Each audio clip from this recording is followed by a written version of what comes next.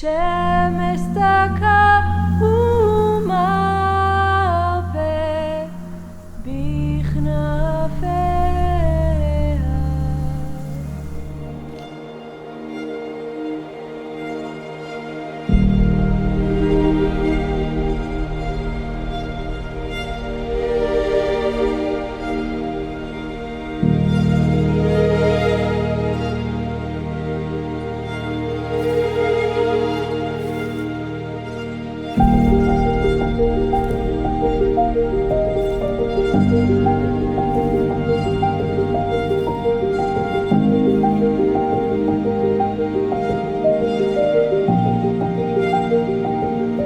We have come to the end of our journey through the book scroll of Ruth and also through the Judean mountains. And I'd like to emphasize 3 points that are important to me as I look at the book scroll of Ruth. First of all, this book is thoroughly integrated into history. If we read here, now these are the generations of Peretz. Oh, the word generations that appears here is something fascinating I will not dive into now. You can look at our website and you will see a link below this video. You will find there an article about existential consequences or consequences of birth. It's very interesting and very important. But here it says now, these are the generations of Peretz. Peretz fathered Hezron, Hezron fathered Ram, Ram fathered Aminadav, Aminadav fathered Nachshon, Nachshon fathered Salma, Salmon fathered Boaz, Boaz fathered Oved, Oved fathered Yishai or Jesse, Jesse or Yishai fathered David. If you compare this genealogy, for example, to Matthew 1 or to Luke 3, where you have genealogies that bind Yeshua, Jesus, into history, you will find Boaz, you will find Ruth. You can take other genealogies of the Bible and you see that there's a line that the Word of God tries to show us. Now, to me, living in the land of Israel, today, in the 21st century, this is very up to date because I have personal friends who can prove their ancestry back to King David and therefore back to Boaz and Ruth and back to Adam.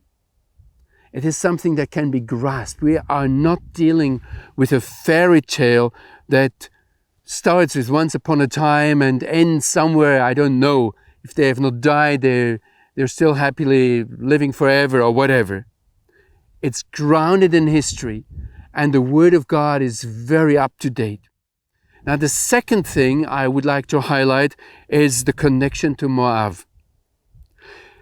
It was certainly one of the fundamental original intentions to write this book that David had a connection to Moab, but his lineage, his connection to Judah also had to be proven.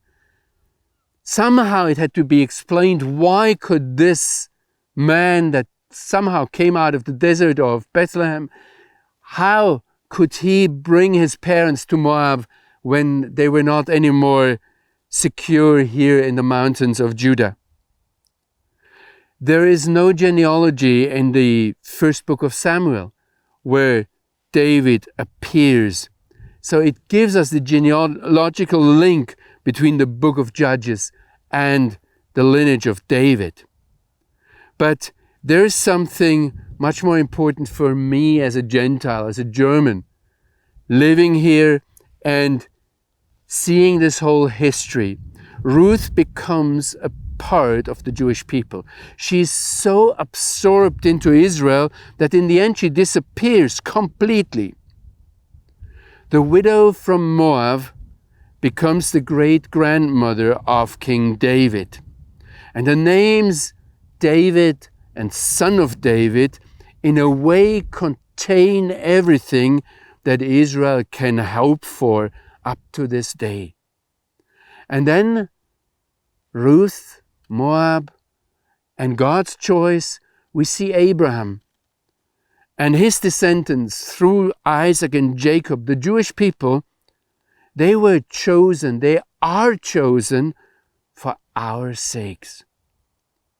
And Romans 11, especially in verses 12 and 15, the Apostle Paul shows that we as Gentiles are directly dependent on the people of Israel, on the Jewish people, also in spiritual matters, up to this very day. It's not something of the past. The connection is something very crucial, very fundamental. We have to see that. And there comes in the third point, the word chesed. I somewhat struggled how to translate it with mercy, with loving kindness, with loyalty.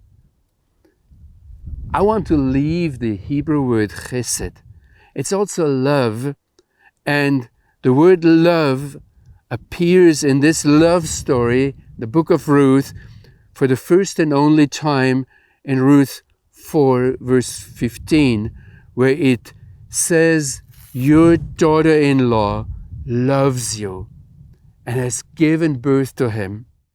It is this unusual devotion of Ruth to her bitter mother-in-law that is the real anchor of this story. It's a one-sided, unconditional commitment. Love doesn't describe it. It has to be chesed. It's much more. Without taking something, without receiving something, Ruth is ready, is prepared to nullify herself, to give herself up, to pour herself out. And this shines through this whole book. It is Moses who instructed Israel to love the stranger, but now it is a stranger, and it's a Moabitess, who shows to Israelites, to Israel, what it means. In a way, she does it very practically, that she makes Israel jealous. That's what salvation has come to ask for, to make Israel jealous. Look at Romans 10 and 11. Now the key to the whole story is this love of Ruth the Moabitess, of the Gentile woman, to her embittered mother-in-law. But there is something more. And this is the connection that basically Chesed shows a character trait of the one true and only living God. We see it with Boaz, we see it with Ruth, and we see in this book this interaction that Ruth gave whatever she could, Boaz gave and did whatever he could, and then God comes in and says, then I will do whatever I can. It is this interaction, it is the imitation by human beings of God's most essential character. And that's exactly what we are called to, especially as Christians, especially as Gentile Christians, towards the Jewish people. That's what we should live. That's what our life should mirror. Chesed, unconditional loyalty, love, loving kindness. Chesed.